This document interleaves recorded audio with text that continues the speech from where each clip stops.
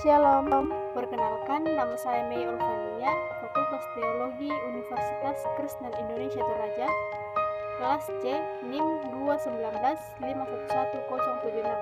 Di sini saya akan menjelaskan tentang metamorfosis gerakan ekumene awal. Yang pertama, rumah yang didiami, yang kedua, gereja universal am dan katolik, yang ketiga, gereja dan negara, dan yang terakhir, skisma gereja. Pertama yang saya jelaskan yaitu rumah yang didiami. Ekumenis dari kata ekumenis, yaitu oikumene, berasal dari kata oikos dari bahasa Yunani yang berarti tempat, rumah, dunia, dan bahkan ruang, dan men yang berarti tinggal atau mendiam. Oikumenes sejak awal bukanlah suatu istilah gereja, tetapi istilah politis yang artinya sangat sederhana, yaitu dunia yang didiami, dan kemudian dunia yang ditinggali atau dunia yang beradab. Di dalam Alkitab, oikumene kadang dipakai dalam arti politis yang berhubungan dengan kerajaan yang merujuk kepada seluruh wilayah kekaisaran Romawi.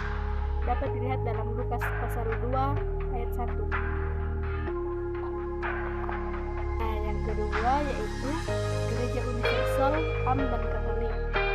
Setelah terjadi perpecahan gereja dan oikumene, pada hakikatnya sebelum perpecahan gereja nasional dan internasional selaku gereja Kristus yang esa itu diletakkan dengan jelas dasar teologis tentang oikumene, karena menurut Alkitab setiap orang harus bersatu.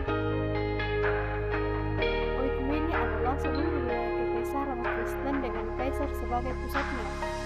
Kaisar sekaligus penguasa politis dan pelindung gereja.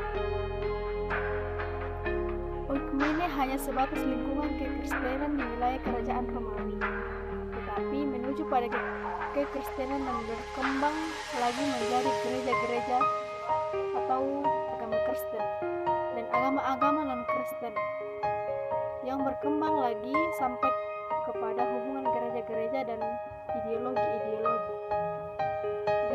Gerakan ini sangat dikenal dengan gerakan oikumene. Gereja dunia merupakan persekutuan gereja yang mengaku Tuhan Yesus Kristus sebagai Allah Juru Selamat menurut Alkitab, dan dengan demikian berusaha memenuhi panggilan umum bersama bagi kemuliaan Allah, Bapa, Putra, dan Roh Kudus. Nah, yang ketiga yaitu gereja dan negara. Ekumene pada masa ini mempersatukan gereja-gereja yang mempunyai latar belakang teologis yang sama, yang lahir dari tradisi Calvinisme.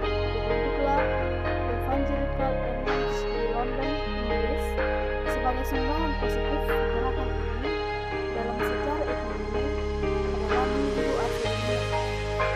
Dalam konferensi pertebaran Injil sedunia di Edinburgh tahun 1910 oleh John Elmore, tahun 1865 sampai 1955, dan Joseph. Maka dari itu, gereja dan negara sangat berkesinambungan dalam gerakan ekumenis. Keempat yaitu skisma gereja. Ekumene dalam masa ini adalah mempunyai dua arti yang saling berkaitan, yaitu yang pertama, sesuai arti harafiahnya yaitu rumah kediaman, dan yang kedua, maknanya adalah dunia yang dihuni manusia. Jadi, gerakan oikumene adalah gerakan untuk menjadikan dunia ini sebuah rumah hunian bagi manusia sebagai sebuah keluarga besar.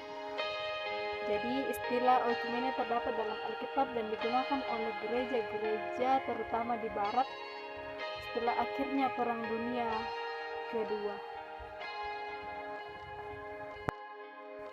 Sekian dan terima kasih. Jika ada kata-kata yang kurang berkenan di hati, mohon dimaafkan.